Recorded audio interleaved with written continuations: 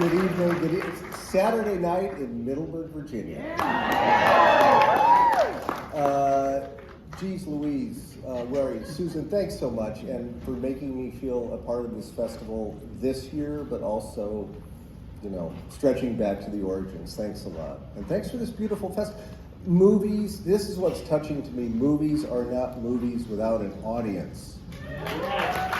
And a theatrical audience. And that's what we've been missing these last few accursed years with the pandemic and all that. And my prayer, and as I'm sure it is of yours as well, is that we go back to the theaters, and not just for the big-ass movies, but for the small human films. And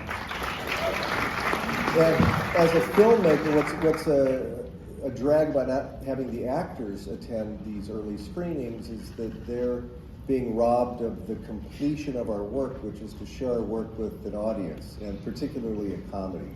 So thanks a lot for coming to be here. I really appreciate it. By way of introducing the film, I will say I'm asked a lot of questions now about Paul Giamatti and working with Paul Giamatti again. Having Paul Giamatti in your movies like putting truffles on your food. It's just cheating. Maple syrup or something. And divine Joy Randolph and this newcomer kid, Dominic Sessa, and they're gonna, if the movie gets any attention at all, the focus will be on those three. But I want to talk about one other actor who you'll see in the film, because I put a lot of time into casting all the parts.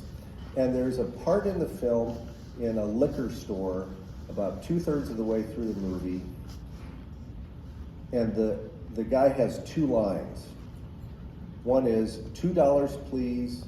The other is, there you go, killer. Now, we were prepping the film. I had a liquor store all set up in Cambridge, Massachusetts. It was visually beautiful. It fell through. The production designer, the location scout, and I had to scramble to get a second liquor store. So finally, at the end of the day, like 9 o'clock at night, we waltz into this liquor store in downtown Boston, look around, okay, it's great, it's perfect, we'll shoot here, thank you.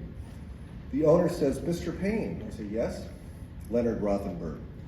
A guy who works for me here in the store really loves movies, and he told me he'd like to be in your movie. I go, okay, well, have him call my casting office and drop by, put himself on tape. Well, actually, he has COVID, so he can't do that. Okay. Well, where is he? Well, he's down in the basement.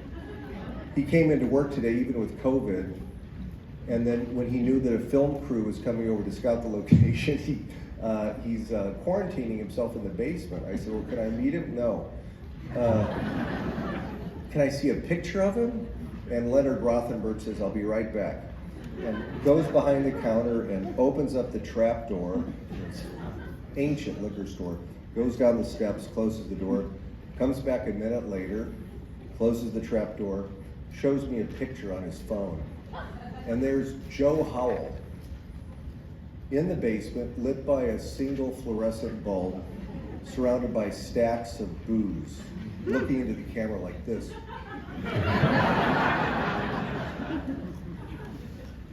I said to Leonard, tell Joe he's got the part.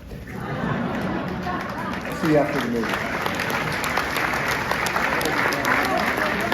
Thank you.